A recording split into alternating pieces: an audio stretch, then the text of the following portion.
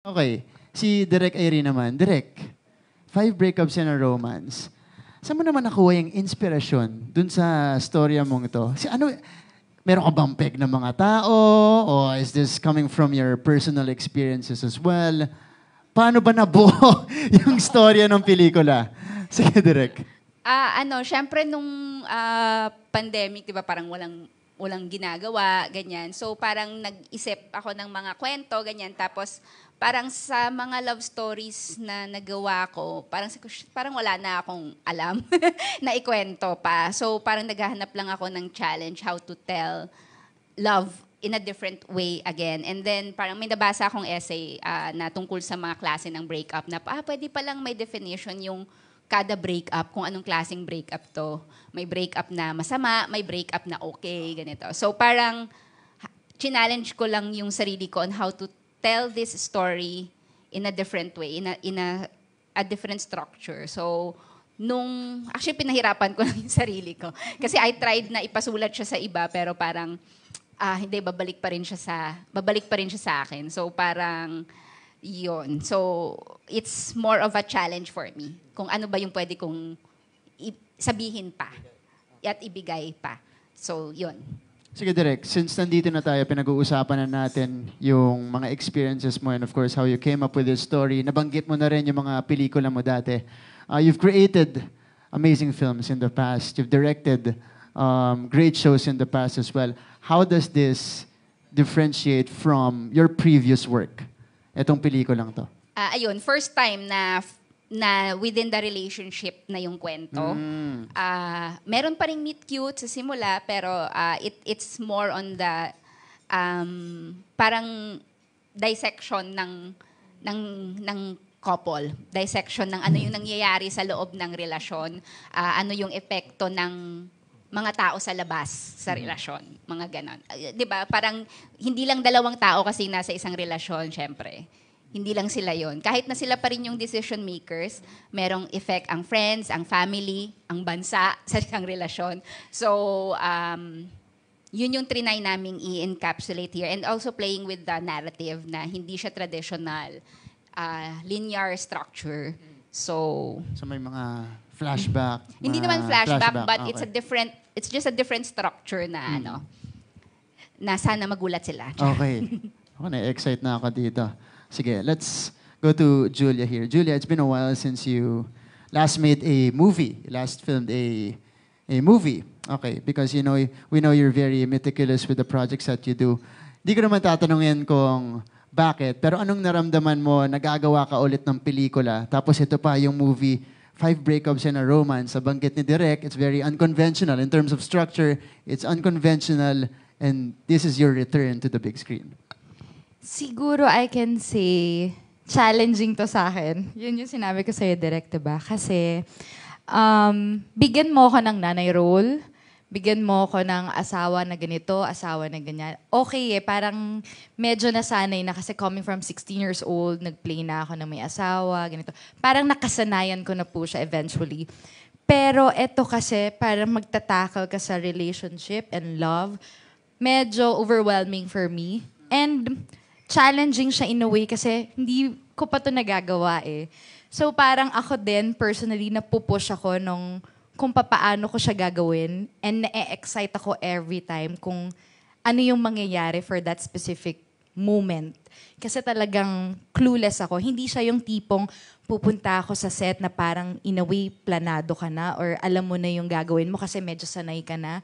Ito talagang bago po lahat sa akin. So, exciting. Talagang parang kasabay ko sa journey si Justine. Yun yung overwhelming feeling and happy ako sa project na to. And proud ako sa project na to. And it sounds like you said yes to the right project, itong 5 breakups in a romance. Yes. Dahil, super yes. Yun. Kasi nung sinabi pa lang sa akin, medyo may moment, ganito akong tao eh. Pag may sinabi ka sa akin na kailangan kong pag-decidean, kailangan ko pa yung pagnilay-nilayan, pagdasalan. Yung imo-moment ko pa na, tama ba to? Lord, please give me a sign. May ganun pa ako eh. Pero ito parang, may feeling lang ako na hindi. Eto yun. May ganun ako. Naniniwala talaga ako sa project. And with this team up, sobrang tamang nag-yes ako. Iba talaga yun, lalo na pag may halong excitement, pupunta ka sa Yes. trabaho, excited ka kung ano yung gagawin mo. Okay. Thank you, Julia. Now we go to Alden. Ito, Ako na naman? Ikaw na naman, syempre. Alden, coming from the most successful movie of all time. Saan ka, syempre, ano yan, ang laking bagay nun para sa'yo. You know, you've experienced a lot as well in filming that movie. Saan ka naman pinaka-excited dito sa project na to? At least, coming from that to this in your return to the big screen again. Siguro, I am very excited about, what I'm very excited about this film is yung mga scenes na gagawin ko na hindi ko pa nagawa. Na binigay ko yung trust ko kay Direk and Julia para sa project na to because, how do I say this? Ang safe ko kasi with the roles that I play. So, ayoko nang maging safe. It's about time. I'm not getting any younger with roles. It doesn't. Yung being not safe doesn't necessarily mean na go all out. Being not safe anymore means break out of the usual. More open, parang aalisin ko na yung sarili ko. Kasi I'm really an actor by heart. Na more than anything, more than a businessman, whatsoever, etc. Ito yung feeling kong gagawin ko for the longest time. Kasi parang I think Julia and I share the same sentiments na yung acting kasi sa amin, food for the soul. Parang masaya kami na nabibigyan namin ng buhay yung mga iba't ibang kwento ng tao sa mundo. I guess that's the beauty of filmmaking, of doing projects for media, is reliving moments of life in different projects that we make. So, siguro, isa yun. And, of course, grateful din po ako, of course, to my GMA family, Tito Joey, Miss Annette, kay Miss Joy, and of course to Sir Erickson and Miss Malu for letting me be part of the production. So, my company is co-producing this film. Myriad. As well. Yes. So, yun din yung isang part na excited ako. So since you mentioned it already, what made you do it? To be one of the producers as well of this film? Siyempre, Julia yun eh. Oo nga. Ang bilis ang sagot Hindi, di ba sa buhay naman, di mo malalaman yung outcome not unless you try. The only failure is not doing it. Di ba nga sabi nga ng isang sneaker ad, just do it. So, I think this is the right project. We have the right people behind the project. We have a very good script. So, the only answer is why not? Wow. And again, I'm pretty sure everybody's grateful that you are part of the producing team as well. Pero ito na po, final question. This is for everybody before we officially wrap it up. Nakapag-shoot na tayo for 2 days already. Now we're gonna zoom in on the heavy scenes, yung mga iyakan, yung mga sigawan, yung may mga pagalit. Sakto yung tanong ko, sabi ni Alden. How's everything so far? Kamusta yung mga eksena? Sige, bago tayo pumunta sa ating mga leads, simulan natin kay Direk Irene. Kamusta yung pag-shoot ng mga eksena at yung relasyon mo with Alden and Julia on set? Actually, nung nilalatag yung schedule, tapos parang, hala, hindi maiwasan na ito yung day 1 and 2 natin. Ito talaga dapat yung day 1 and 2. So kahit anong maneuvering, ito talaga, heavy scene talaga, yung pinakamabigat na eksena talaga yung sisimulan natin. So dahil alam namin na yun yung magiging day 1 and 2 namin. So yung prep, yung sinasabi nila na we did the reading and then we had exercises before the shoot itself, malaking tulong kasi ang laki ng input nila. So pagdating nung day 1 and 2, actually natatakot nga ako nung mismong sabi ko nung day 2, shit, hindi ko alam yata yung gagawin ko. Parang natatakot ako na kinakabahan, parang ganon. So, 'di ba? Tapos they're putting their trust in me na ganun. So parang, pakiramdam talaga siya. It's more on, dito talaga siya galing sa loob. Doon mo malalaman yung gut feel na na how it will work, how it will not work, ganyan. Pero good thing na feeling ko it worked. Happy ako. Tinanong ko rin silang dalawa kung happy kayo after the scene and really pushing your actors and trusting your actors na magaling sila. Kaya ko naman to sinulat. Actually, sinusulat ko to sila na yung nakikita ko. So, kung paano nila gagawin, ganyan. So, yung challenge is pushing them din na parang, hindi pa lang pala yung na-imagine ko yung kaya nilang ibigay. Marami pa. So, pupush ko pa sa manda sila. Meron pa. Hindi pala 2 yun yung days pa lang. Hindi pa yun. Hindi pa yun pala yung pinakamabigat. Kaya ko pa pala. Hindi pa. Okay, so, guys, umanda kayo doon. Okay, so, kayo naman. How are the heavy scenes so far? Kamusta yung pag-shoot nun? Kasi ganun pala kayo nagsimula. Day 1 at day 2, mabigat agad. Talagang go hard agad si Direk Irene. Sa akin personally, it's really heavy kasi I'm the type of person po na ayokong inaano yung emotions. Kasi kapag na-hit yung emotions ko, talagang tuloy-tuloy. As in, emotionally, sobra akong soft. So may ugali ako na, ang joke ko in real life, hindi ako iiyak pag hindi sa work. May ganun ako in real life. Eto work. So, paano? Nafe-feel mo yung bigat ng journey nung dalawa. Nang second day pa lang ng shoot. So, parang, paano to? Pero hindi po to sa dahil nandito tayo at kaharap ka, Alden. Sobrang thankful ako dahil sobrang komportable natin. Malaking tulong talaga na na-push natin yung scene kasi okay tayong dalawa as magkatrabaho. Kasi malaking bagay talaga na okay ka sa co-actor mo. Pag hindi, kasi ang hirap nung aarte ka mag-isa mo kung paano mo siya i-emote nang wala kang connection dun sa co-actor mo. So eto, lalo akong na-excite sa mga dadating. Kahit na sinabi niyong parang in-next level pa. Mas exciting kasi it's with them. So yun yung yun. Di ba kasi usually pag umaga tayong pelikula, dapat since very limited shooting days lang yan, most of the time chronological order siya eh. So, laking tulong din talaga na prepare kami ng maayos ni Direk. Na break namin yung maninipis na wall. I wouldn't say makapal kasi hindi pinaramdam ni Julia sa akin yun na may wall siya. So, with the heavy scenes that we made, parang na-appreciate ko nga rin yan, Direk. Hindi ko pa sinasabi sa'yo na at least from there, sabi ko last shoot, matitimpla na namin yung prior scenes.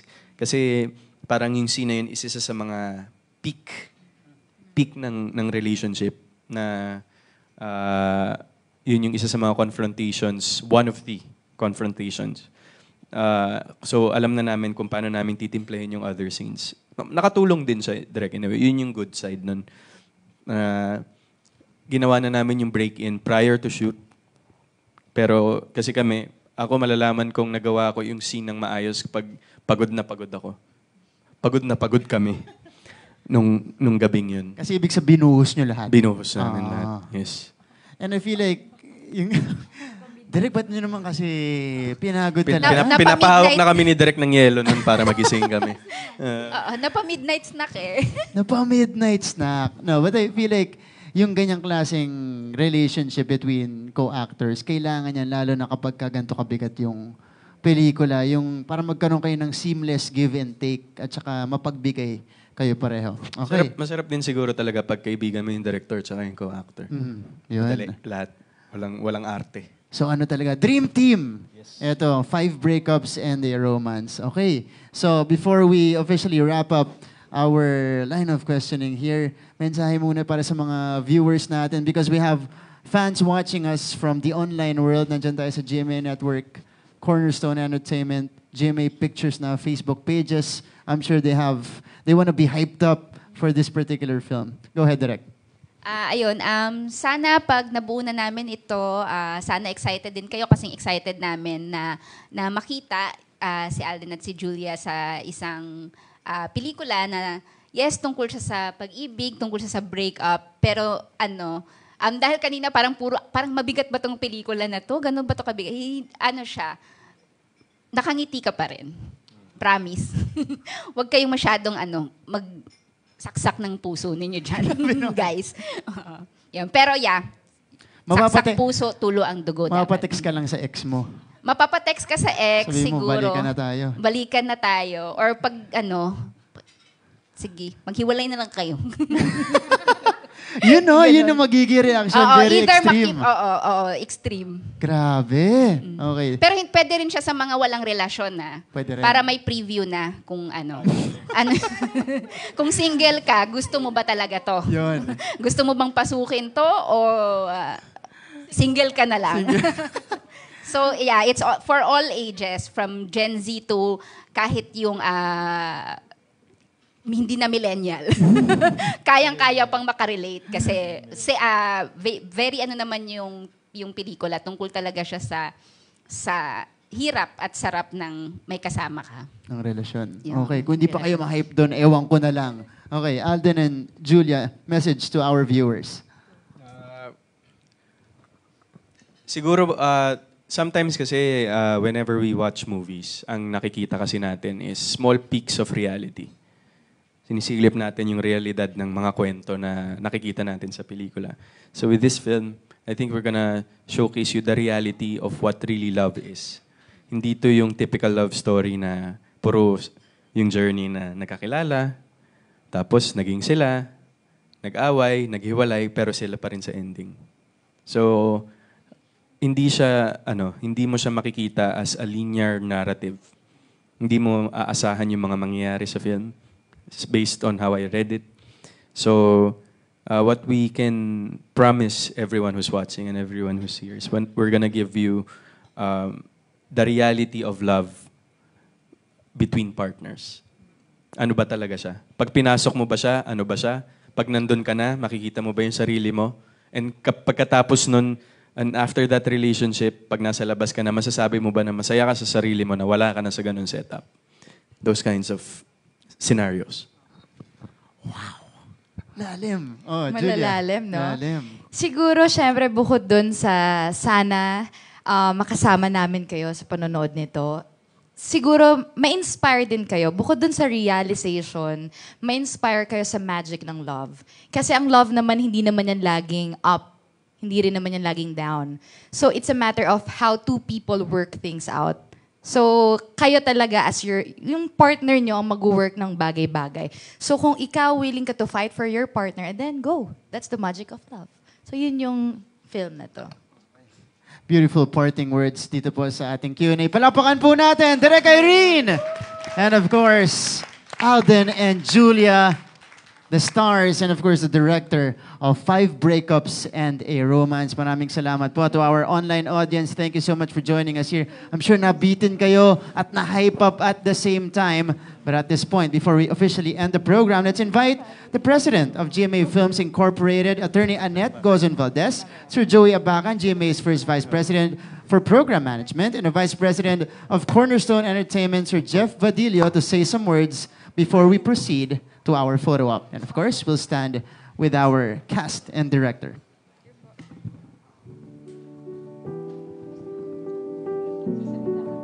Sige, let's have Attorney Annette Thank first. you to everyone who's here, who's present here, and also to those online.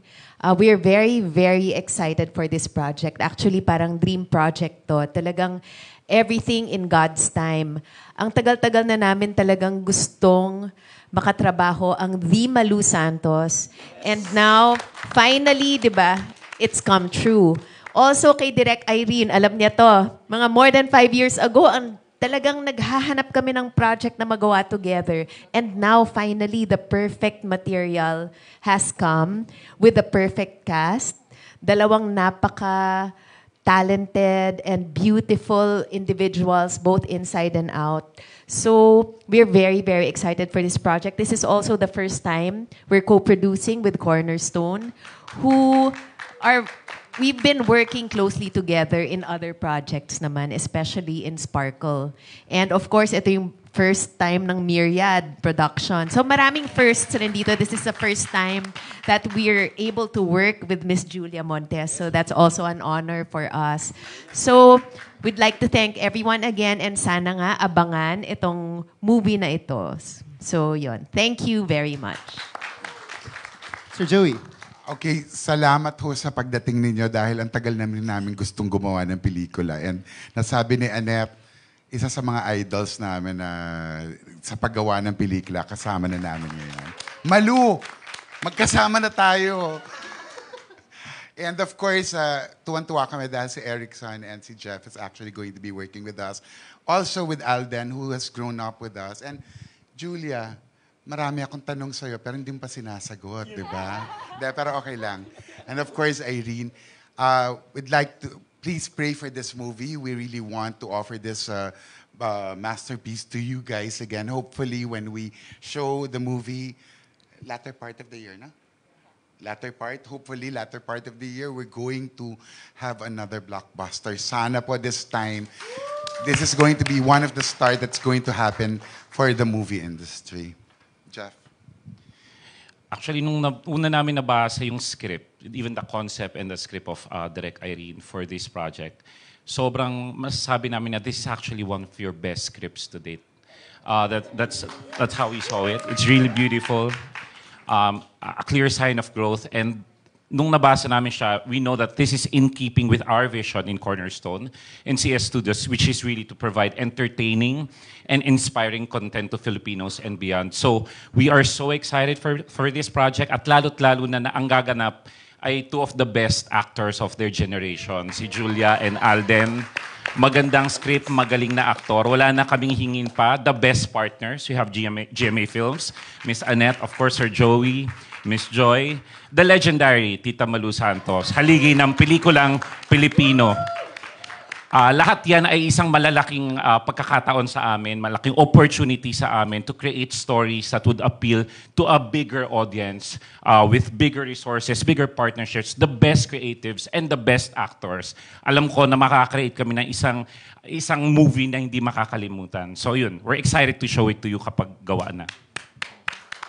Round of applause for our producers. Thank you so much, Attorney Annette, Sir Joey, and Sir Jeff. And now we are requesting our film consultant, Ms. Malu Santos, and of course, the president of Cornerstone Entertainment, Sir Eric